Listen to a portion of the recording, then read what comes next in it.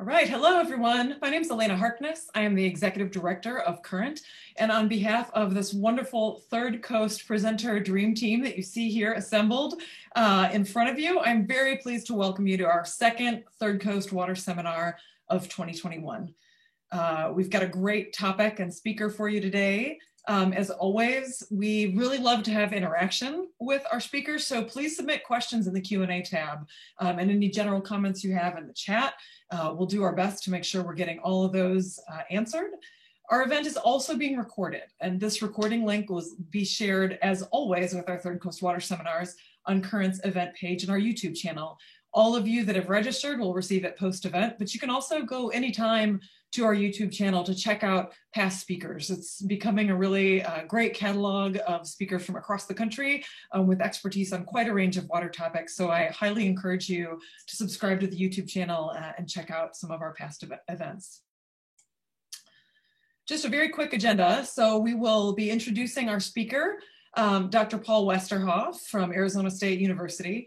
And then he's going to talk for a solid 40 minutes and give us a lecture on chemical-free water treatment. And then we'll have audience Q&A and we'll wrap you up and get you out of here by 4 o'clock Central Time.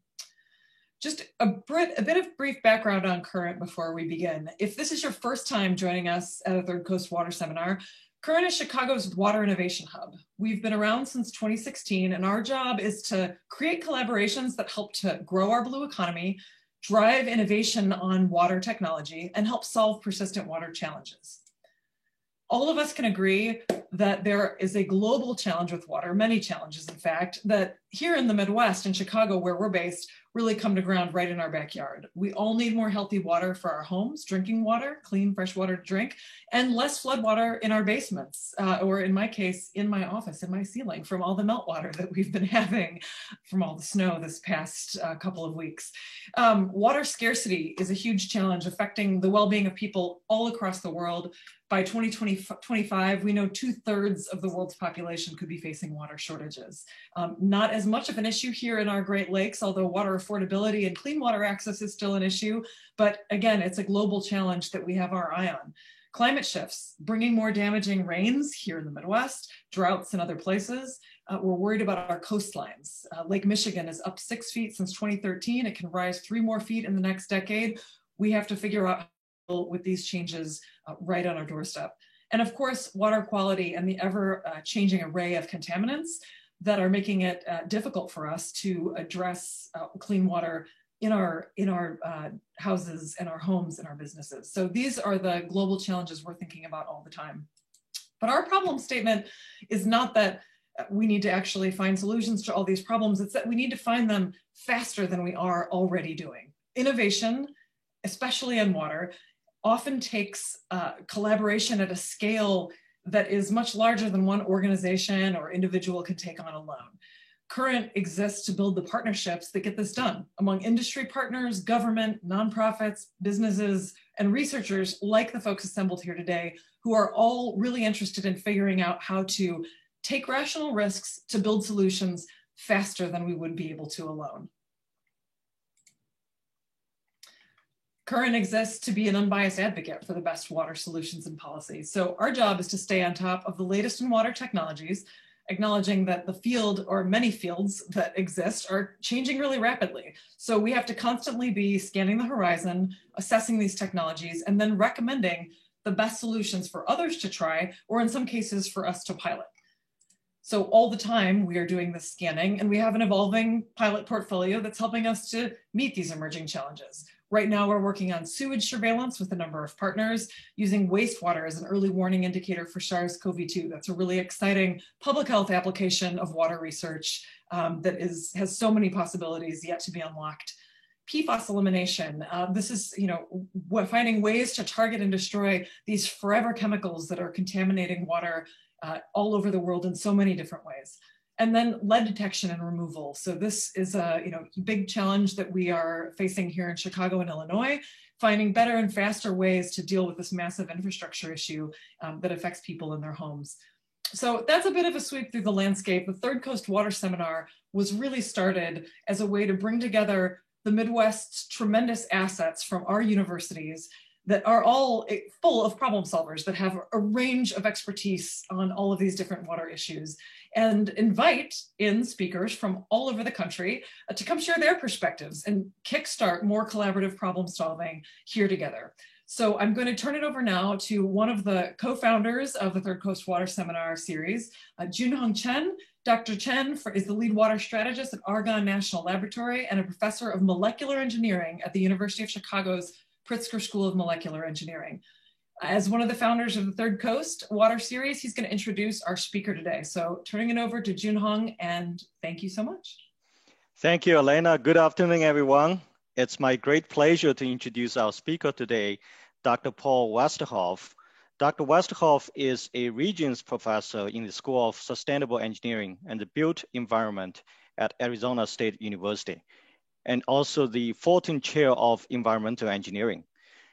Dr. Westerhoff has been with ASU for nearly 26 years, has taken a number of leadership positions from department chair to founding directors for the School of Sustainable Engineering and Built Environment, and then also Associate Dean of Research in the Engineering School, Vice Provost for Academic Programming, and Vice Dean for Research and Innovation in Engineering. But in the context of water, I'm very pleased to introduce Paul as the Deputy Director of a National Science Foundation Nanosystems Engineering Research Center for Nanotechnology-Enabled Water Treatment. Acronym is NEWT, N-E-W-T. And Dr. Westerhoff has broadly published around nanomaterials and novel technologies for water treatment and reuse. His papers have been cited for nearly 40,000 times with the H index of 94.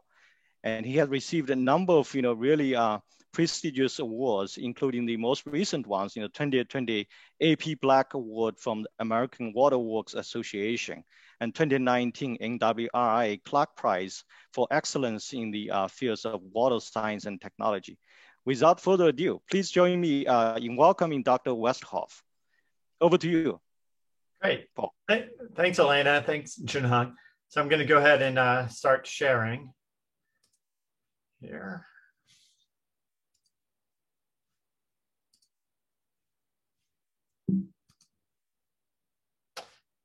Great. So can I get a thumbs up if that looks okay, Junhong? All right, great. So thanks for inviting me to the Midwest. Feels like I've been on a plane here.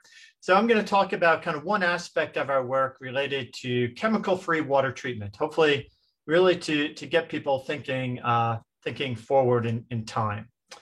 So I'm going to give a little bit of an introduction, following up on what Elena said, but really focusing on the last meter and kind of the need for decentralized water treatment.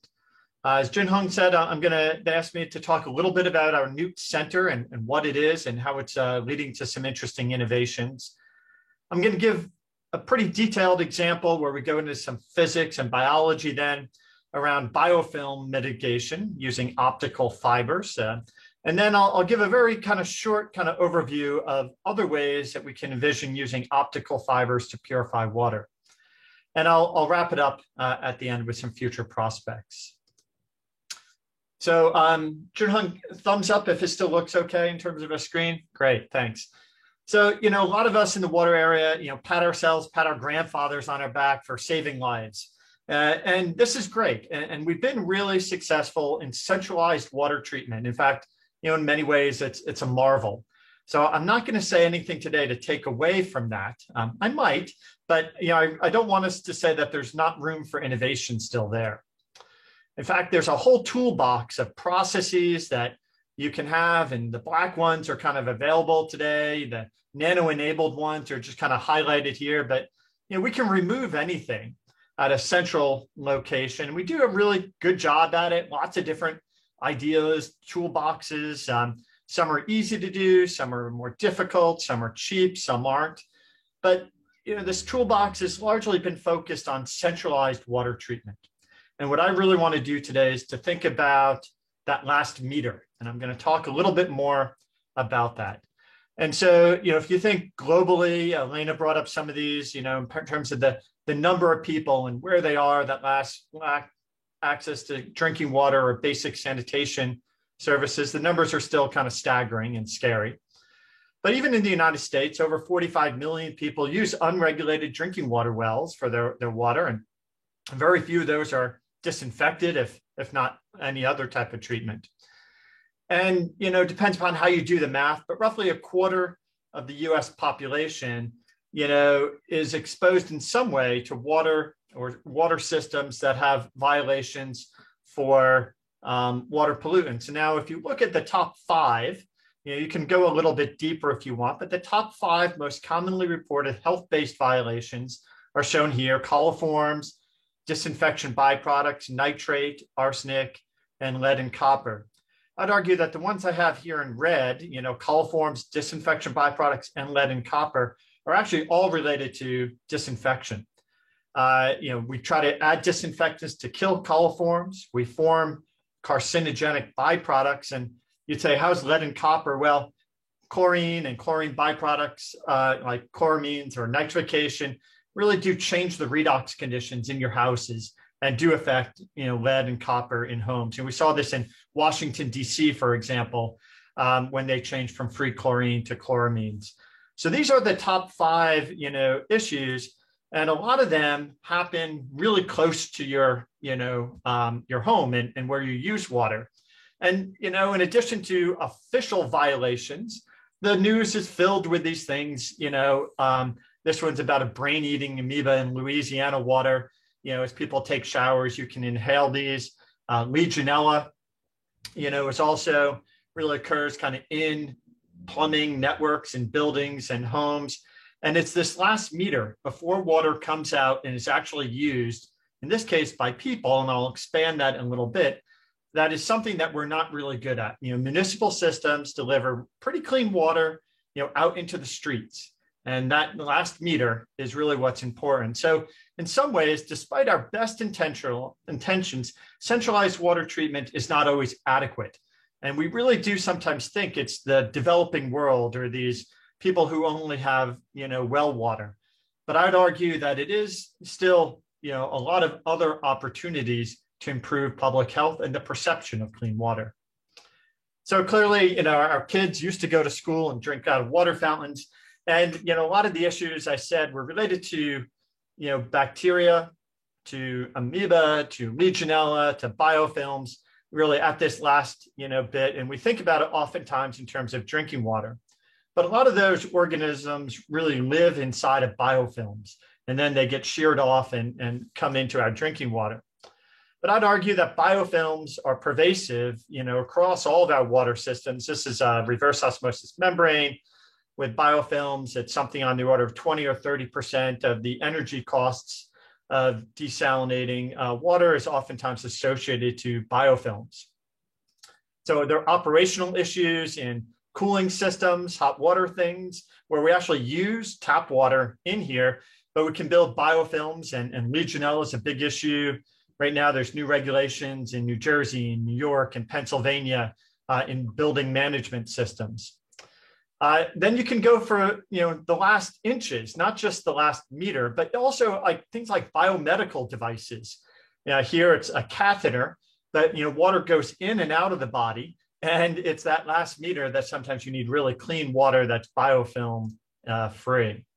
So we have a project, a real fun project right now, thinking about biofilms in space. So this one in the bottom right, labeled biofilm, that kind of looks like peanut butter, coming out of a valve, is out of the dispensers that astronauts fill up their dehydrated food tanks and little water bottles in space. And biofilms grow kind of 3-dimensional in space, but biofilms grow, even on something as closed of a nice clean system as the International Space Station. So my talk today is going to be really thinking about this last meter. You can't get kind of more last meter than some of these, but the problems that are exposed there for biofilms are really pervasive. So that's where I'm going to talk most of my talk today. But I also want to think about a few other things that occur kind of at this last meter. Again, I think centralized systems have been great, and we're going to continue to make them better. But as we really think about more decentralized systems, treating water at the end for a high quality purpose, kind of fit for purpose water quality, we have to realize that tap water is used for things much more than just drinking and much more than showers and other things. But industry really requires high quality specialized water. I'll talk about that in a little bit. Sometimes, as in Houston, they lack access to power. And so we really have to think about the infrastructure during that last meeting, boil water notices, things like that. So we also have to think about how to save, energy while tapping new supplies. Some of these supplies might be really innovative, like atmospheric water capture in your home, things like that. We can also look at flexibility to really match the intended need of water to the intended application. So what do we need for cooling towers versus making semiconductor chips? So I'd argue that as you start to think about decentralized treatment as treating closer to the actual use of the water, it brings up really interesting and different demands and opportunities. So one is storing chemicals, in your basement or at your children's school to treat water is probably not ideal if it's a pressurized gas, for example. And producing lots of solids are probably not ideal either. So some of these ideas of fit for purpose water then really revolve around water being and how it's being used at the end of the system, not what's going into the system. Scaling of hot water systems, causes just in the Phoenix area, almost $40 million of extra energy use alone, just because of calcium carbonate scaling. Ultra pure water systems are pervasive in the bottled water industry, semiconductor, pharmaceutical. Again, they all require end of the pipe kind of fit for purpose applications. Then we can keep going. Arsenic is probably causes more cancer risk than anything else in drinking water when you look at some of these risk cup analyses. But it's really, you don't need to remove arsenic from shower water. It truly is only from water that you cook with and drink. There's also, in these decentralized systems, autonomous, wastewater reuse and other things. So again, as you move further and further away, you need more autonomy and in some ways, less chemicals. And that is the real backbone of the centralized treatment systems, is a real reliance on chemical intensive Victorian age separation processes. So hopefully I've convinced you that that last meter, there's still a real need. From biofilms was going to be kind of where I focused, but other problems can be equally developed. So I want to say a little bit about what our center from the National Science Foundation is focused on here in a minute. But first, it's a collaboration between Rice University, Arizona State University, University of Texas, El Paso, and Yale, and a really growing group of partners. And we've kind of recruited partners across the value chain, from startup companies that really think about, nanomaterial discovery and design, to equipment manufacturers, research, enterprises, service providers, and end users. And we found that this type of a dynamic kind of value chain discussion really leads to great partnerships emerging, but also really better understanding of the need and opportunity space. So what is Nuke doing? It's kind of written here, but we want to really do this moving to fit for purpose, treatment, providing the right quality water at the right time and right spot. And we're developing new technologies that are compact, catalytic, rather than chemical intensive processes. So why nanotechnology? Well, on one hand, the National Nano Initiative has their vision of creating, technologies and mechanisms to improve societal benefits and commercialization. So that's part of their charge. Kind of scientifically, the question is why nano? And so we're often asked, why do we box ourselves in? But within Newt, we have the opportunity to exploit unique nanomaterial properties that are really emergent only at the nanoscale. And so, for example, we're using almost every part of the electromagnetic spectrum to activate and take advantage of these unique nanoscale properties. And I'll talk about just one little sliver of that today.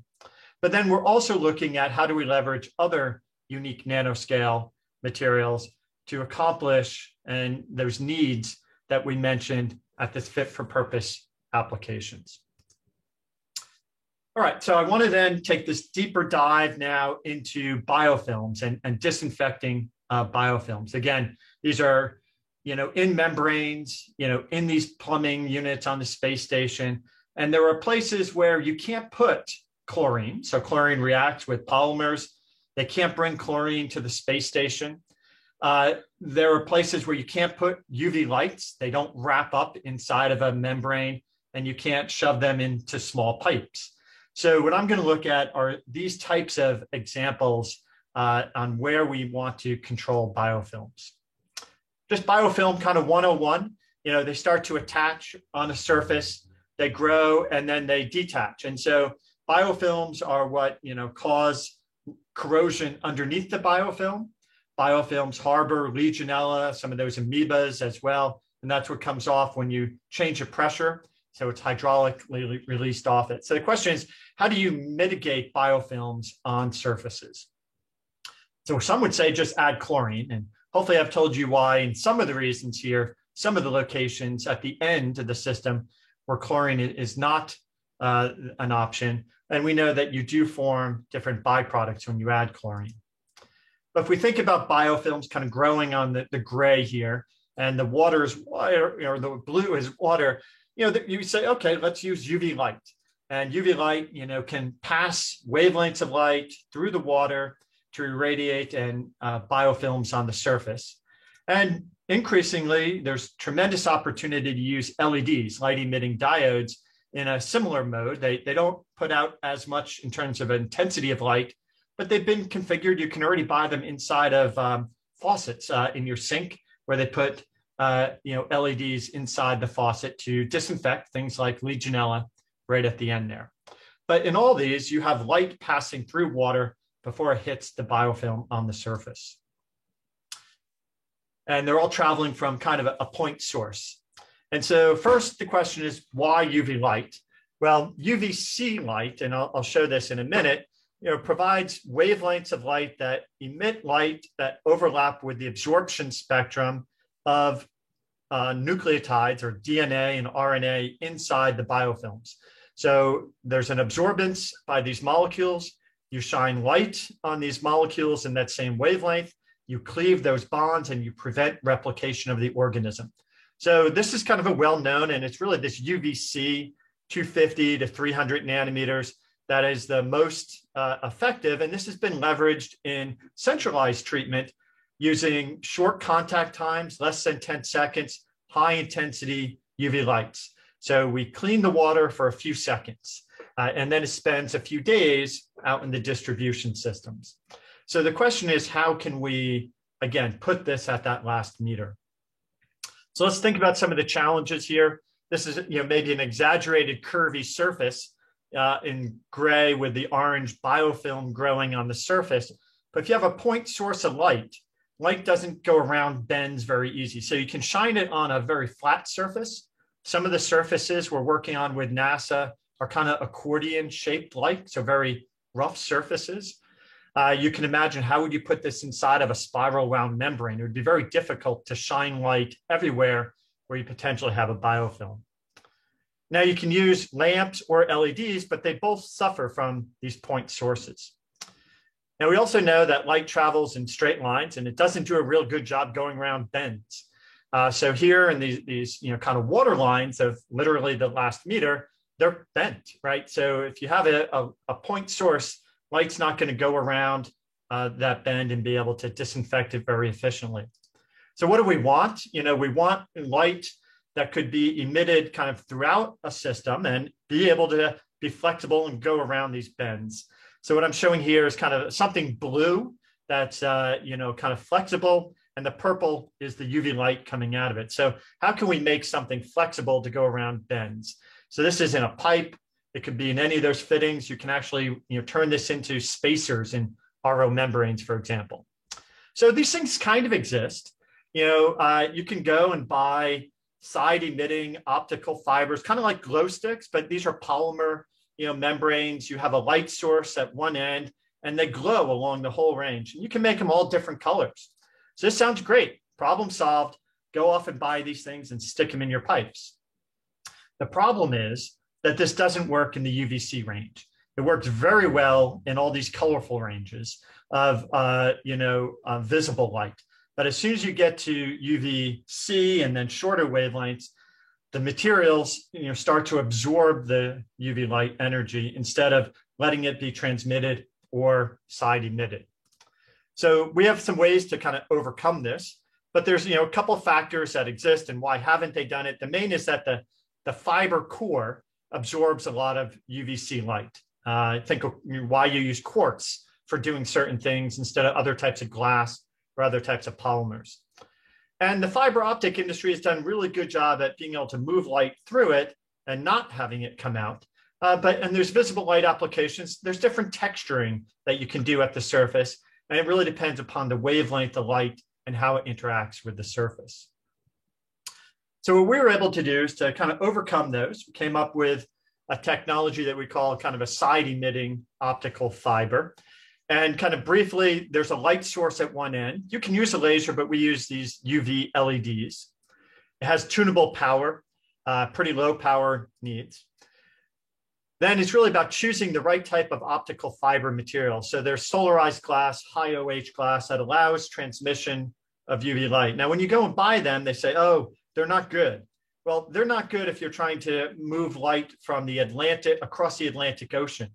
Most optical fibers you buy on the kilometer scale. And so at that long time scale, you do absorb UVC light. But on the scale of meters, it's very low. Less than 1 or 2% of the light gets absorbed by the glass.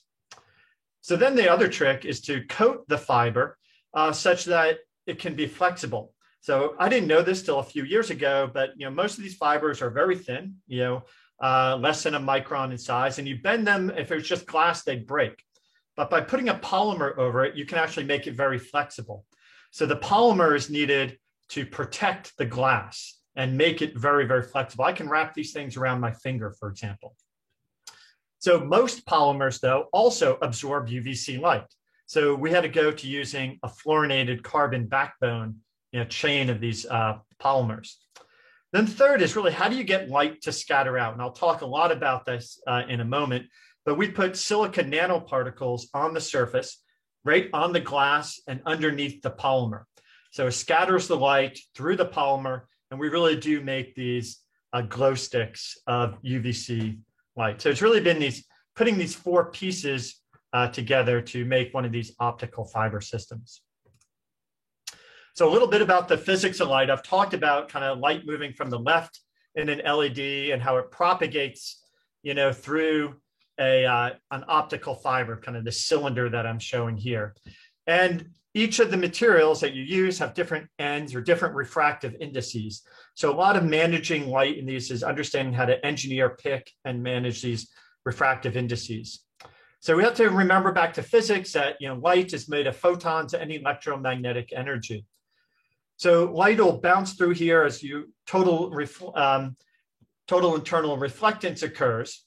And that's really how light is moving through a fiber. And you can have scattering centers on the surface of the fiber, as kind of shown in the upper right, where I have a red arrow kind of coming out, and it's refracted light. This is a function of the angle of light coming in and exactly what the surface characteristics of that feature is. But the other feature is really managing what's called an evanescent wave. So in some technologies, they use evanescent waves in like infrared or IR systems as sensors. So this is an energy that actually is moving outside the fiber, but propagating through it. So it kind of is, decays exponentially from the surface. And what we do is we put a nanoparticle in here, and I'll show kind of how and why that interacts, but it interacts with the evanescent wave energy. So if a nanoparticle is far away, as in shown C here, it's very little interaction with this evanescent wave. The closer it moves to the surface, the greater the energy of the evanescent wave it can react with. So by tuning this distance of the nanoparticle from the surface, we can really affect how much energy interacts with the nanoparticle, and then the nanoparticle can really forward scatter that out of the optical fibers. So here's a very simple schematic of how we in the lab make these. We're now scaling this up to make kilometers of this stuff. But we start with step one is a clean glass fiber. We essentially dip it in kind of a fancy way into a system of water that has a silica sphere and an aminated functional group. They're positively charged, glass is negatively charged, and we can control that electrostatic interaction. And then we can, how do we move it close to the surface is by controlling ionic strength.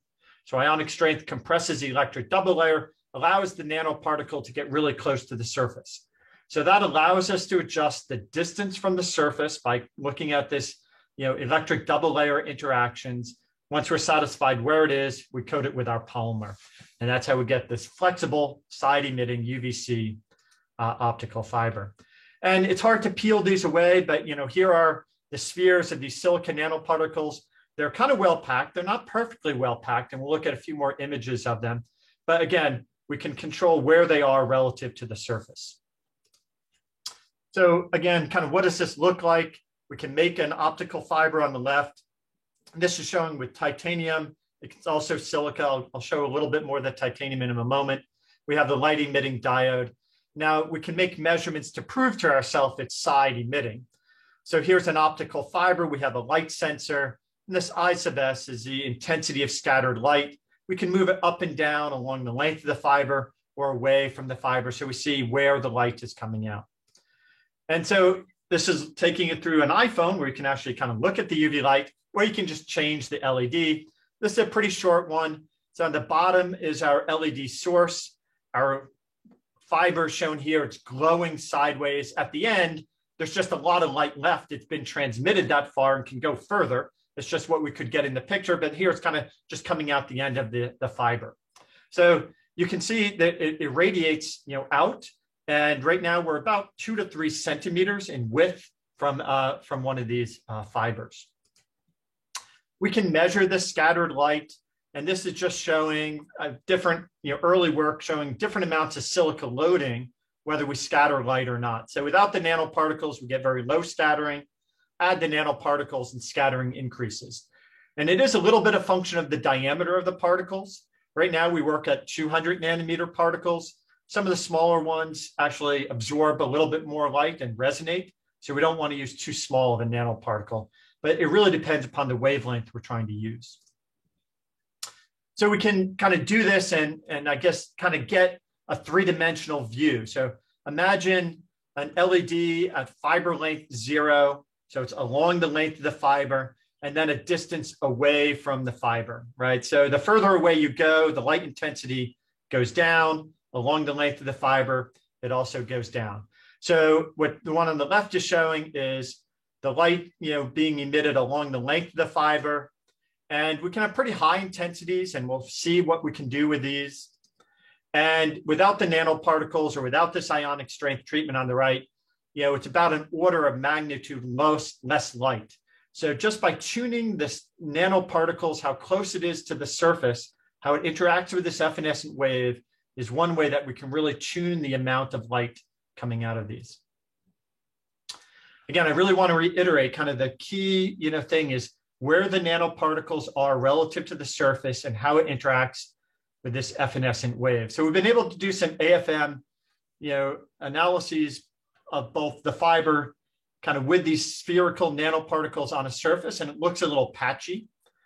And when we kind of move them closer to the surface by doing an ionic strength treatment, we can look at the relative distribution of how they are. And we really are moving these things, on the scale of submicron, nanometer types of distances through these ionic strength interactions. And that's what you'd predict by, say, DLVO theory. Nanometer distances have a huge influence on the amount of our side scattered light. So we've been able to build kind of a comprehensive first principle models thinking about this. The bottom here is looking at, how nanoparticles can, kind of emit light forward through Mies scattering. And we can bring it together. And this graph on the right shows the effect of the separation distance, right? From 0 to 100 nanometers. At 100 nanometers away from the surface, we have very little interaction with the evanescent wave. So it really is how we move the nanoparticles between this 10 and 60 or 70 nanometer scale near the surface is our tunable parameter. Whether we want a lot of light, we bring it closer. we want to distribute the light over longer length of the fiber, we allow the particles to be a little further away from the surface. All right, and so I'm just going to say it works in terms of side emitting light. Here's just two examples. You know, the gray one here is with our nanoparticles over 30 centimeters now. You know, everywhere we're above a magic number that I'll talk about in a minute, you know, above 2.5 microwatts per square centimeter. And the red one just shows if we kind of make a candle, you know, a tapering of nanoparticles away from the surface, we can make things a little bit more uniform across an entire length. So we have ways to really tune, finely tune the amount of light that comes out of these systems. So does it work? It better, otherwise why did I spend all this time talking about it, right? So here's a very simple experiment that we did a while ago, just trying to kill E. coli in water, right? And so the red lines here are showing different amounts of energy, millijoules per square centimeter. We put in through the LED through a fiber with glass and side top, but no nanoparticles. And we didn't kill any of the in the E. coli. There was almost zero log inactivation. All we did was put the nanoparticles on. Again, they're not in solution. They're on the surface. They're in between a layer of glass and polymer. And here we see that we can kill 3 log or 99.9% of the E. coli in less than 15 millijoules per square centimeter. So these are the same doses that you need to kill E. coli anywhere. So it says that the doses we need to kill things in water are the same with our fibers as anywhere else. All right, and then the question was, well, those biofilms you told me were the problems, not bacteria in water. So here's another way that we started looking at this. We grew biofilms on nutrient-rich surfaces. So this is an agar plate about 10 centimeters in length. And we put the optical fiber in the middle. So you can see there's an LED for this one labeled A right in the middle. We turned it on, there's no nanoparticles on it. And what you see on both sides of this thing is kind of a white milky, you know, growth of bacterial colonies. So they grew on the surface. There's a little bit of control right along the fiber, but not much. The one on the right is the one with nanoparticles as side emitted. And we got control up to about 3 centimeters in width. And we've done all types of fun analyses on who these organisms are and whether they can, you know, regrow and stuff. Do they, you know, repair themselves or other things? But, you know, so this just shows in air on a nutrient-rich, you know, agar surface. We can kill things. E. coli, Pseudomonas, you give it more time, you can control things. But now this is very different than 3 log removal, right? Because you don't want to control it on the surface. So really, you remember that evolution of the biofilm. It starts to colonate, then it grows, then it grows. And so right now we're really looking at understanding how intermittently do you need to turn these lights on, right? You don't really need them on continuously. Here's kind of a prettier picture. Now looking at biofilms growing on a surface. It's a little flow-through reactor that we have. We have 2 optical fibers in them. Water flows through it, and we have in this case, what's labeled as an Inconel plate. So we've done this with membranes as well, but Inconel is a fabulous metal. It's kind of like tinfoil, that it's flexible, but it's a type of steel alloy, and it's used in the space station inside of water storage devices, and they can make it into almost an accordion-like material, but they get biofilms growing on it. So on the top here, where it says no side-emitting optical fiber, this is something called optical coherence tomography. We can look in real time in the water of biofilms growing on this Inconel surface. So you see a fluffy green, you know, amorphous surface, that's the biofilm. On the bottom with our SIOP, you see nothing. That's because we're preventing things from growing on there. At the end of 7 days, we can do CFU counts, and we also show that we almost eliminate the biofilm. We can do this in many different ways. This is looking at over time, the top row being at time 0, bottom row after 7 days. And the key one is this 265 nanometer, the second column over. You can see that we totally control the biofilm growth. We tried looking at other wavelengths, and 365 doesn't absorb light by the DNA or RNA in the molecule, and really things grow on it. So it's not our fiber. There's no toxicity coming from our fiber. It is the UV light. So hopefully I've showed you that the side-emitting optical fibers, we can use nanoparticles as well as understanding physics and polymer chemistry to really kill these planktonic and biofilm bacteria. And so we call these things, kind of side-emitting glow sticks. But we started a company on this. We made it to phase 2 with NASA to develop this technology for them, but many other water applications as well. So I really want to, I'm not going to dive very deep into these other ones. I just want to touch upon the idea that optical fibers can really bring, many types of chemical-free water treatment, solutions, all by understanding what happens as light moves through it. I talked about this 265 nanometer. You just change the nanoparticles. Titanium dioxide on the surface interacts with the evanescent wave, forms hydroxyl radicals, oxidizes pollutants. We've done this at 365 nanometers. We've also done it with visible light catalysts. We can put these inside of reactors. And it turns out that the titanium dioxide is about at least 10 times more efficient than in a slurry. In a slurry reactor, you again have a point source of light. You have water, a slurry. The catalyst is close to the UV light for a very short amount of time.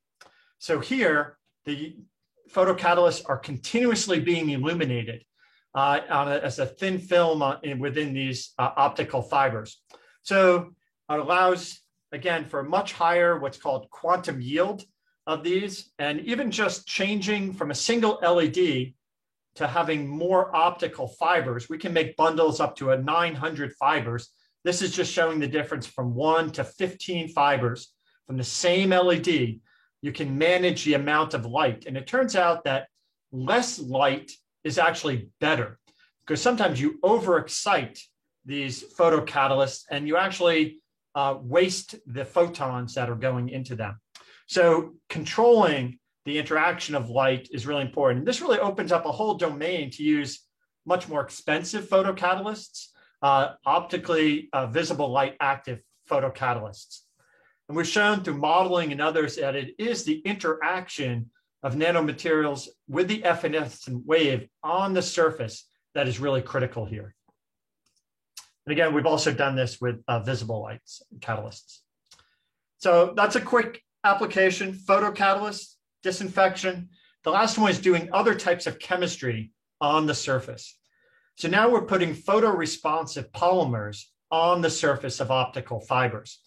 And we're using it here for softening. So there's an open form and closed form of some of these responsive polymers.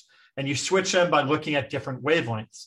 In one form, they'll bind calcium. In the other form, the binding constant with calcium is over 300 times lower, right? So you can just change the form to bind and release calcium.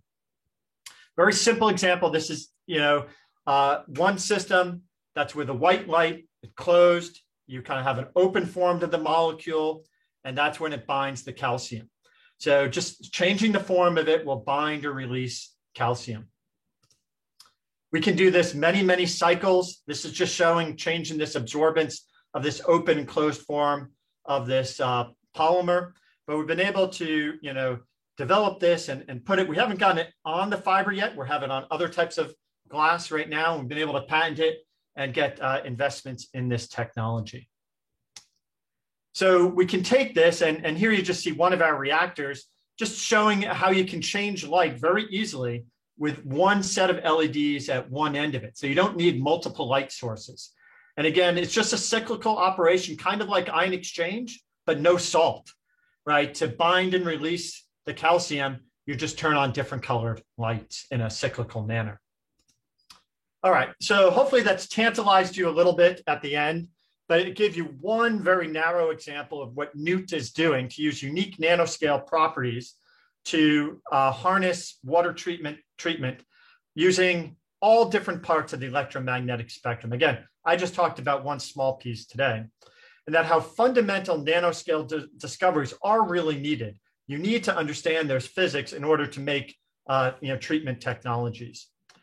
And I think a lot of these in the opportunity space is in this last meter, as decentralized, fit for purpose water quality is really the frontier, rather than the more incremental advancements we can make at centralized processes. Hopefully it's a little provocative, that statement, but again, we've had wonderful collaborators, students, collaborators at national labs like Mike Messerly at Lawrence Livermore National Lab, and a host of different funding sources. So with that, just went 1 minute longer than our timeline there. That was perfect. Yeah, that was perfect. Hopefully that meets what you guys were after.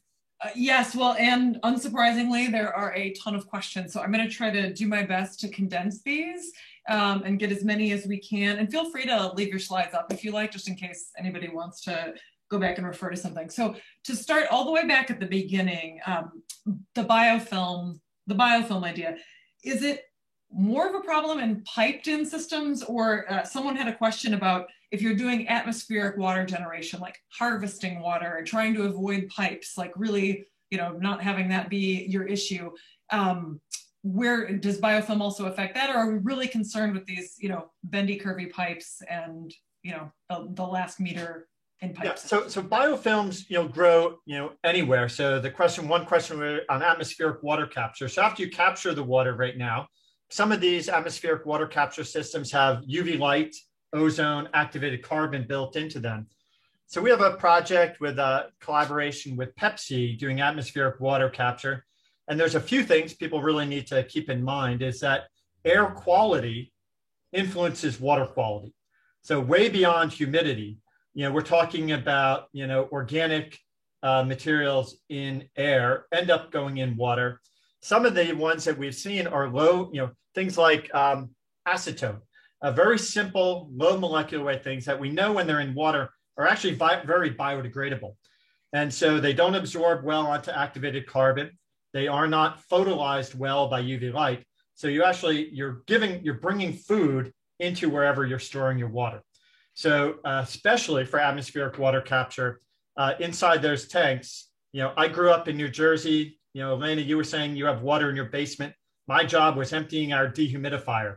There was a biofilm in there for sure. Mm-hmm. It was all slimy. So yeah, it's really, biofilms are pervasive. And again, they harbor, biofilms by themselves aren't always bad. They do induce biocorrosion, but they do harbor things like Legionella. Right. And it's the harboring of Legionella that is really a big risk in a lot of healthcare settings. And again, Legionella is not an issue if you drink it. It's if you inhale it in showers and things like that. Right. Well, and this has been really topical lately with all of the vacant commercial spaces, right? And people not using their HVAC systems and trying to figure out. So actually, that segues to another question. Is there anything in this technology that also helps with the detection, or leads us to think differently about how we detect, or is that a separate, whole separate and complementary area of science? Yeah. So let me fast forward here a little bit.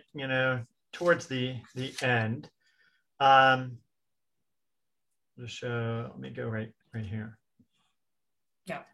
Right. So yeah, the point of this figure was you can do multiple things, on these fibers. So if you look in the literature, there's a lot of people who've developed sensors on optical fibers. You can have bundles of fibers in one container that do different things. So we have a patent on putting optical fibers inside of, say, hollow fiber membrane tubes. You can have bundles of fibers, some that are disinfecting, some that are oxidizing, some that are softening, and in your case, some that are doing sensing as well. So I think there are definitely opportunities to use a very common platform to do many different things in a very small space. So one of the reasons we picked optical fibers, say 0.5 micron in size, diameter, is you create a huge amount of surface area. This is just like, why people use hollow fiber membranes. You get a large surface area in a small reactor, so high packing volume. So we get a lot of surface area for what we're trying to do here on reactions or sensing in a small, geometry area. We did have a specific question about the volume of water that you can process and then how you're kind of trying to optimize for that. Right. So if we think about the disinfection side, if you're trying to treat large volumes of flowing water, optical fibers are not the right approach. There, what you want is a high intensity, high output light source, like some of the mercury lamps. Now, on the space station, they can't bring mercury lamps up to the space station either. And in many countries, you can't use mercury anymore, right? So those ideas are going out. But yeah, I mean, if you're treating flowing water in a pipe and then moving lots of it, you want a higher output. So we're using LEDs. These are pretty low output. But to control a biofilm on a surface, we need less than 2 microwatts per square centimeter of light for fairly short durations of time. So that's our metric that we use, is 2 microwatts per square centimeter radiated on a surface. Now that unit times time, will end up giving you millijoules per square centimeter. But you don't need light on continuously to prevent things from growing on a surface. So I know I kind of answered the question, but this is not designed to treat large volumes of flowing water. Mm-hmm. Great. Okay, so now we're going to get to what I'm calling the fancy glow stick questions. There's lots of questions about the side-emitting optical fibers themselves. Starting with, how does the fiber coating wear over time? So you've talked about cross-contamination, I mean, and lots of different parts that go into the making of these. Are any of them, the silica, fluorination, anything coming into the water itself? Yeah, so within Newt, within our center, we have a whole arm that looks at safety and sustainability. So that's like one piece of it. So we think about this a lot. I'd say, again, I said we have a phase 2 on this stuff. You can't buy it from us today yet, but that is one of the questions, doing accelerated aging testing. Now, we've looked at this for a short amount of time. If you picked it up, I did say fluorinated organic polymers, right? So we are worried about, fluorinated compounds coming off. So that's something we're actively looking on. On the time scale, we've looked on our experiments to date, weeks. We don't notice anything in terms of any performance, but now we're going to do kind of some accelerated testing. But from our kind of the literature on these fluorinated polymers, we wouldn't expect them to leach. The nanomaterials don't come off. That is why, though, we picked silica instead of cadmium or something, right? So, yeah. So I'd say that is, the long duration testing is one of the things NASA is also interested in. Right. Okay, so in terms of, I think you've already said this is not something that we're going to use where large volumes of water or what we're looking for, but in this idea of sort of last meter, this really gets you into a lot of decentralized applications. And I think a lot of people are thinking about how we do this, if the last meter is in a home or in a building. So there's a sort of bundle of questions about deployment in the sort of private spaces of homes and businesses here, and how have you thought about that? Sort of like the regulation involved, the kind of cost of deployment, when it's not necessarily something we're doing at a large treatment facility, but might want to put in our own pipes at home. Yeah. So I actually took out one slide. Let me just toggle down to it if I can find it real quick. So we have, what you want to do kind of initially is to find, these areas where it's super important that you have really clean water. I showed it here. All right, so here's one example of a place where, safety is really important, right? This bottom one, this is a home dialysis system, right? So, in that type of apparatus, you can look at the size, right? And that, having very clean water becomes very important. Now, is this going to find its way into a water fountain tomorrow? Maybe not. I don't know if that's the highest, application use, but you can already buy LEDs that are in shower heads, right? So you can make, the LED, and what does that say? It says that the power to get it there, the cost of the LED is cheap enough to make kind of consumer level devices. All what we can do, and we've looked at and now have devices to attach to these low cost LEDs. So if you already envision that shower head is cost effective, our fibers are incrementally, not cost burden. So of course, we've done a little bit more thinking about that. I'm just trying to answer in a vague way as specifically as possible. Sure. So it's about finding the right market and then really thinking about the right consumer application.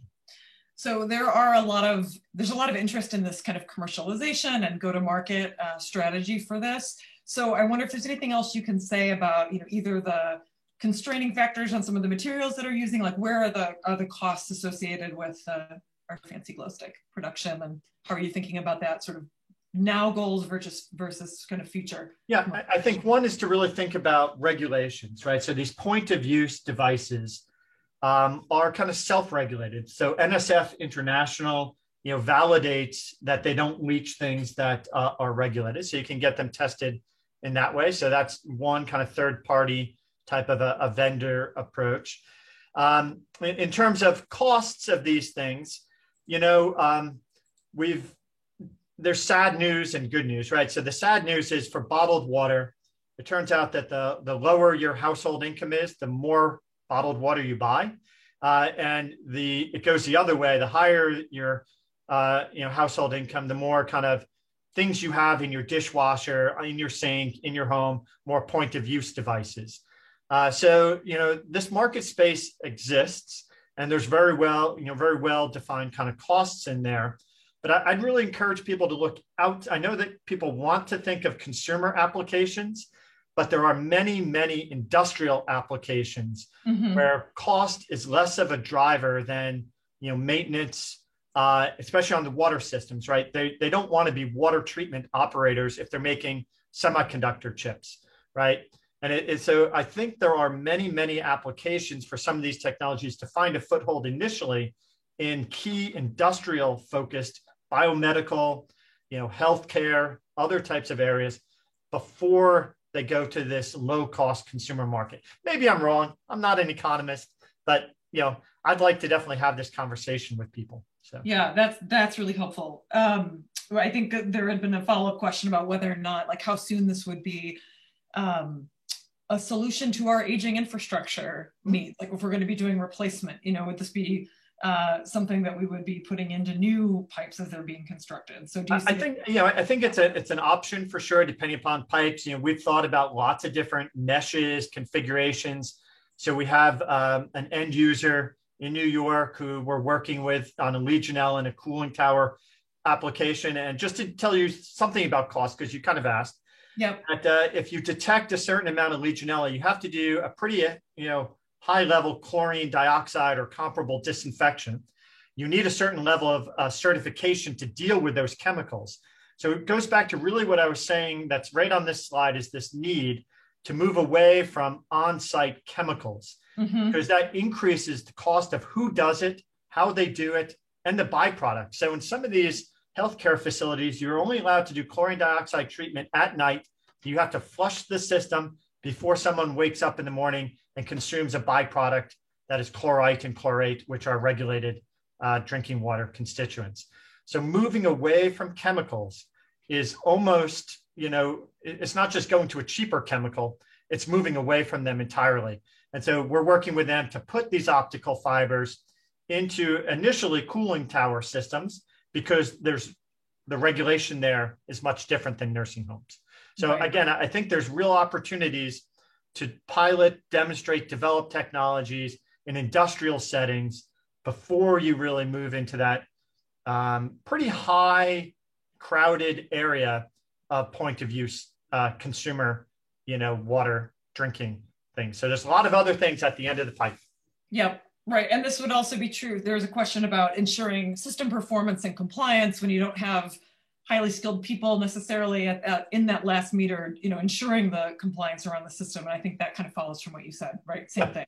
Yeah. You've got highly specialized people taking a look. Great. Well, we are just about out of time, and this has been an incredibly fascinating presentation. It's so clear why Newt needs this, collaborative, interdisciplinary approach to solving this particular challenge. And it's really exciting to think about the materials innovations that are out there and what the frontier possibilities are, whether they're in space, keeping water quality better up on the International Space Station, which is surely important, or right here on Earth. And it's just great to hear all of those potential applications. So I'm going to wrap us up here with a really quick share screen, if I can, just to let everyone know what's coming up next.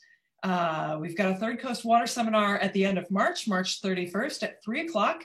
And I'm really excited to share that we're going to have Dr. Manny Teodoro from the University of Wisconsin-Madison Really a fascinating topic on American institutions, confidence in our institutions, and our quality of our drinking water and the rise of bottled water. So really fascinating drinking water quality seminar coming up from Dr. Teodoro. Current, we are here to put on seminars like this one and many others. Follow us, take a look at what we've got coming up. We've got a really great lineup of events shaping up for 2021. We'd love to work with you. Our partners here would love to work with you. So again, the Third Coast Water Seminars are really the brainchild of all the institutions that you see here: University of Illinois at Chicago, Northwestern, the University of Chicago, Argonne National Lab. We are just so thrilled to be here working in partnership and bringing in wonderful folks like Dr. Paul Westerhoff to share their ideas. So thanks so much for joining us today. If you'd like to learn more, please reach out to my colleague, George Brigandy, who, as so many of you know, is the power behind Currents events and just make sure that everything runs smoothly. So he'd be happy to talk to you about more partnerships. And we will see you in March for the next Third Coast, if not before. Be well, everyone. Stay safe. And if you're in Chicago, stay dry. It's melty here. Take care.